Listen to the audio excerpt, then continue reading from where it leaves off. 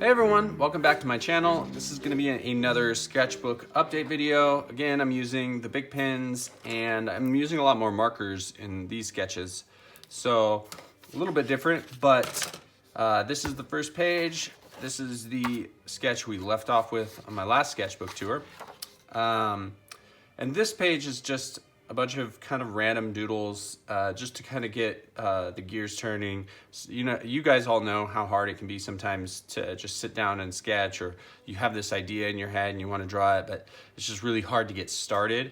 Pages like this are what I do when I know I want to draw, but I just, for some reason, having a hard time putting what I want onto paper, so I'll just start doodling. So these are some character ideas that I doodled out. One thing about this guy, like the gears and stuff, you guys see me do these kind of gears, and I do them really similarly. That's one thing in the future. I kind of want to broaden my horizons with those gears, and because I always draw them kind of the same way. I think you guys can understand. You get stuck drawing something the same way, and you never grow past it because you're just so comfortable with it. It's one of those things where I think that's the case with a lot of things, is you gotta do things that are uncomfortable to get better at them. This is another kind of weird character sketch. This is super quick, just taking actually I used the Papermate sketch or pen for this one to sketch. And each of these pens has a different feel. It's really interesting. This one seems to glide across the surface really easily.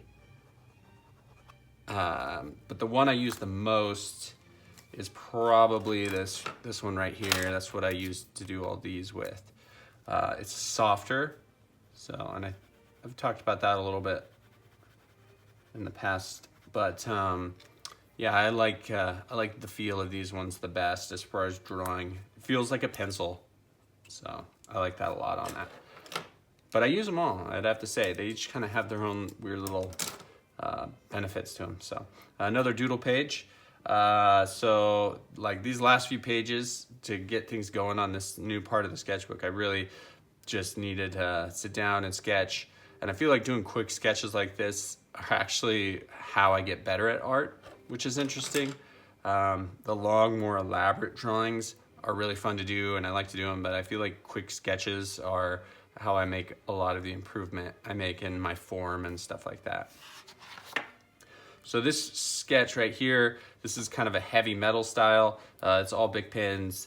So this one's a very soft look compared to some of the other drawings you'll see in the rest of the sketchbook. But I like the way this one looked. It's almost like she just ripped this dude's head off in battle or something, and she realized like somebody was approaching that's like really powerful or something like that. That was the kind of idea I had with this sketch. So kind of an interesting one. I like her face, her expression. It's, I don't know. It's like my wife said, she looks cute, which that's, sometimes it's hard to capture that cuteness in a drawing, or the prettiness, or the look you're going for. And your faces kind of look a little bit wonky. That's like definitely a talent, and it comes with just practicing a certain style over and over again. This is a marker and big pen sketch, so a lot of marker used in this one. This is kind of like, I imagine like a bar scene, and he's either a bounty hunter or like a cop or something like that, and he's maybe interrogating somebody or talking to somebody, and you can tell he just really doesn't believe what they're saying. So, but this one was interesting. I like the look of this one. There's definitely some things I would change on it, but as far as experimenting with the markers and the big pens, I feel like I learned a lot on this one. So these are actually different pens. So these, wanted to do some doodles with these like neon pens that I had. I think I got them in like a sketch box or something. And they're really bright neon. And I thought it would be fun to do some sketches with them. And yeah, I like the way this page looks in the sketchbook. It's just kind of bright and crazy. So I could probably use these with the big pens and some like cool, like mechanical parts and stuff to add like a neon effect or something. This is more markers. On this one, there's I wanted to do something really dynamic. You can see her tongue is like killing him or something, shooting into his eye.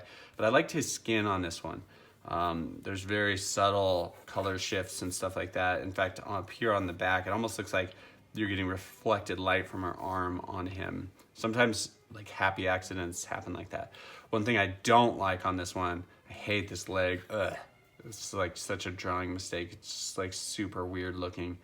It should have been like coming behind him or maybe going back or something like that. I don't know. But that's something that bugs the crap out of me on this one. It's kind of a weird doodle page. As you can see, my style bounces back and forth a lot. I used some brush pen on this one just to mess around, but it's kind of like two weird little characters and they just blasted a hole through this giant monster's head. So kind of a fun little sketch. So you guys saw this one if you saw my real-time drawing video and my time-lapse. It's the Boba Fett drawing that I did. This is when I really started getting into the markers and laying down real thick color. And so yeah, like the way this one looks. There was some things that I talked about in that other video that I didn't like. This was an okay drawing. Again, I think what I said in that video is this Boba Fett just looked a little bit feminine, and I think it's the arch of his back. But, you know, sometimes drawings I realize I just look at them too long and it's hard for me to be objective. So this is a Vampirella Sketch, limited marker on this one, but different markers have different coverages is what I've learned. So as far as this I'm using, what is it, Master's Touch marker for the red in here. And I feel like these Master's Touch on this paper, they just cover really well. And I'll show that in another sketch with the hot pink that I have. This one, and this color like really looks amazing on this paper. And it's these markers, because I have Copics and they're amazing, but I feel like these are better, which is crazy because I've always used these. The other thing I will say about these is they seem to last longer too. So, but getting back to this sketch, this was a quick sketch. I mean, it looks like she's trying to give you a hug or something. I experimented a little bit with this moon. I used this ink in the background and it looks horrible. I should have just used like a colored pencil or a yellow marker or something because yeah, it was definitely a poor choice. But you know, that's what Sketchbook is for, is experimenting and seeing things you like and things you don't like. So this was the other Boba Fett sketch that I did. Definitely less coverage with the markers. Actually, mostly just used marker on his mask and a little bit of the dark areas, but this one's all big pen, except for like the shadows in his cloak. So this one mainly just used the marker for the shadows, so which is a style I really like. I really like using the marker for the shadows. It's basically just taking color like this and, you know, where light isn't going, or just understanding the shape of your character. So like you see this hard line of shadow coming through here, it's because my light source is over here. So his arm, you just extend this line on his arm down because that's where, you know, all the light's being blocked. So but yeah, I like this one a lot. There was some drawing mistakes I made in this one, but this was a 45-minute drawing, and you can watch me draw this one in the previous video. So so this is a much more elaborate drawing. I really, really like the way this one turned out. So I'll talk about this one a little bit longer. This one, this pink, getting back to this pink, this, if you can see this, like, it really covers nicely. Even my daughter was like, wow, how did you do that? Looks like you printed it. And it's just, this color covers so well. And it's one of those things where I want to just kind of take some markers and do like a swatch page. And because some markers just don't cover that well. But so yeah, for this one, I used this pink for the mechanical parts. This is kind of like a battle scene. I did them in the same colors because I figured for the idea behind this sketch, it's kind of like maybe a future battle where you're in like some kind of Thunderdome type situation. You have robot fighting teams, and maybe he and her were on a team and she just got her head ripped off. So he's kind of solemn. But as far as the style of this one goes, I really like this style. It's minimal marker to really highlight certain parts of the illustration. But the only thing I would have done differently on this one, because I do feel like this is a really cool drawing, is I would have pulled the whole thing up to the left and centered it a little better on the page. As you can see, I got really close to the bottom of the page down here. But as far as the drawing of this thing goes, I really like the style of this one. Drawings like this are great because they're kind of like a jumping off, like a platform for a stylistic choice that you might make. So making discoveries like this to yourself and how you want, the direction you want to take your art. Sometimes it's key drawings like this one that happens in. So I did that drawing, and then I was like, oh, I want to do more of this marker thing, but I want to see what the darker markers, how they behave. And I actually really don't like this drawing. There's a few things drawing wise that I didn't like, just not as successful as the previous one, but this one took me probably twice as long. So I wanted to try some darker colors, and so I used this, which is a garnet red. And because of the brown paper, it changes the color of your markers a little bit. And this just comes off as very drab. It does make the blue skin, the greenish blue teal skin pop. I did like the orange on this guy. I felt like that looks super cool. And then just some drawing mistakes. I didn't like her arm angle right here. It changes perspective a little bit. So, and then her chair thing was a mistake. It just, I don't know, it feels weird, like she's floating or she's sitting in this chair in the middle of like an auditorium or something. I don't know, something about it is just odd. So yeah, the color choices, they're kind of just all over the place. You see how it doesn't look as cohesive as like this one. Obviously this has less color, so it's much more easy to look cohesive.